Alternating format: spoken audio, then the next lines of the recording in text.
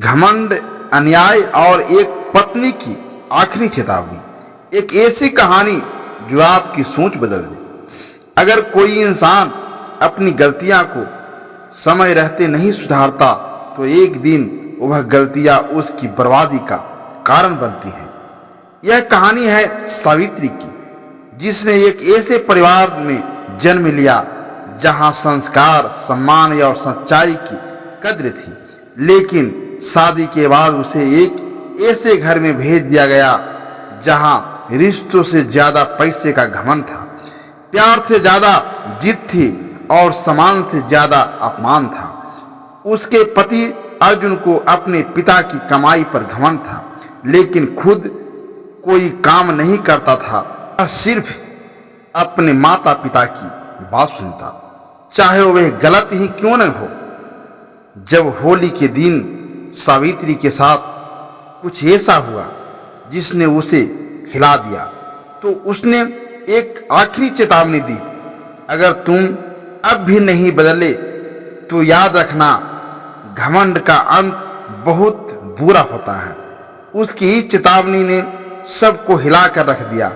क्या अर्जुन अब सुधर पाएगा या फिर घमंड उसे और उसके पूरे परिवार को बर्बाद कर देगा? अब सुनिए पूरी कहानियां, लेकिन याद रखिए, जो इस कहानी को अनसुना करेगा वह शायद जीवन भर पछताएगा। सावित्री की शादी जब अर्जुन से हुई तो उसने सोचा था कि यह रिश्ता प्रेम और सम्मान पर आधारित होगा, लेकिन जल्द ही उसे एहसास हुआ कि यहाँ उसे सिर्फ एक नौकरानी की तरह समझा जाता है।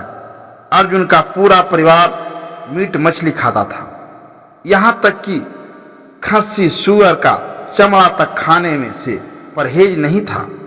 सावित्री शाकाहारी थी, लेकिन उसे मजबूर किया जाता कि वह मीट पकाए।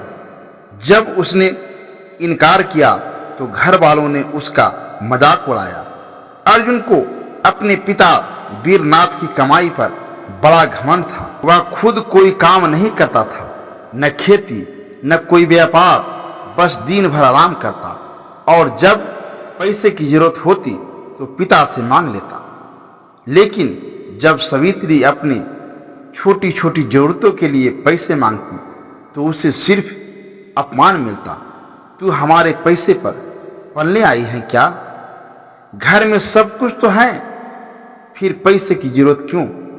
सावित्री ने कई बार अर्जुन से कहा, अब तुम शादीशुदा हो, 3 लोगों की जिम्मेदारी है, कोई काम क्यों नहीं करते? लेकिन अर्जुन ने इसे मजाक में टाल दिया। फिर होली का दिन आया। सावित्री को यह त्योहार पसंद नहीं था, इसलिए उसने पहले ही साफ कह दिया था, मैं रंग नहीं खेलती। लेकिन गांव के कुछ लोग जबरदस्ती उसके घर आ गए और उसके ऊपर रंग डाल दिया। दुर्भाग्य से उसमें तेज रसायन मिला था, जिससे उसकी आंखें में जलन होने लगी। आह! सावित्री दर्द से चिल्लाई। उसकी आंखों से आंसू बहने लगे। गुस्से में उसने गांव वालों को ललकारते हुए कहा, अगर दोबारा किसी ने मुझ पर हाथ लगाया तो याद रखना, मैं किसी को माफ नहीं करूंगी। यह सुनकर अर्जुन और उसके माता पिता भड़क गए। वीरनाथ गरजते हुए बोले, हमारे घर की औरतें ऐसे बात नहीं करती, तू बहुत जुबान चलाने लगी है।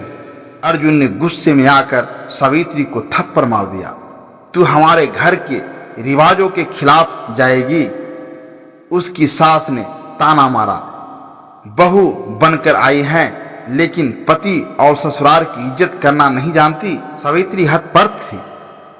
उसके अपने पति ने जिससे उनसे जीवन भर साथ निभाने की उम्मीद की थी, आज उसे सिर्फ इसलिए मारा क्योंकि उसने अपना आत्मसम्मान बचाने की कोशिश की थी। अर्जुन ने इतना ही नहीं किया, बल्कि सावित्री के मायके वालों का नंबर ब्लैक लिस्ट में डाल दिया, ताकि वह अपनी तकलीफ किसी से बांट भी न सके। अब सावित्री ने फैसला कर लिया कि वह अब चुप नहीं रहेगी। उसने अर्जुन की आंखों में देखते हुए कहा, आज तुमने मुझे मारा है, कल यही हाथ तुम्हें भीख मांगने पर मजबूर करेगा। आज तुम अपने पिता की कमाई पर घमंड कर रहे हो, लेकिन जिस दिन वह कमाना बंद कर देंगे तुम्हें पता चलेगा कि पैसा हमेशा साथ नहीं देता। जिस रिश्ते में सम्मान न हो वहां पत्नी सिर्फ एक वस्तु बनकर रह जाती है। लेकिन मैं वस्तु नहीं, एक इंसान हूं और मैं अब यह अपमान सहन नहीं करूंगी। अगर तुम अब भी नहीं बदले तो याद रखना, घमंड का अंत बहुत बुरा होता है। सावित्री की बातों ने अर्जुन के मन में हलचल मचा दी। उसे पहली बार एहसास हुआ कि अगर उसने अब भी अपनी गलतियों को नहीं सुधारा तो शायद वह सब कुछ खो देगा। अपनी पत्नी, अपना घर और अपना आत्मसम्मान, सब फैसला अर्जुन के हाथ में था। वह अपनी जिंदगी सुधार कर एक अच्छा पति और जिम्मेदार इंसान बनना चाहता था या घमंड में डूबकर अपना सब कुछ बर्बाद करना चाहता था। दोस्तों, इस कहानी से हमें यह सीख मिलता है कि पैसे पर घमंड करना मूर्खता है, क्योंकि पैसा स्थायी नहीं होता। रिश्ते तब तक चलते हैं जब तक उनमें सम्मान होता है। जो पति अपनी पत्नी को अपमानित करता है वह खुद अपने भविष्य को अहंकार में डालता है। अगर आदमी अपनी गलतियां को समय रहते नहीं सुधारता तो एक दिन वही गलतियां उसकी बर्बादी का कारण बनती है। अब अर्जुन को खुद फैसला करना होगा, वह सुधारना चाहता है या बर्बाद होना।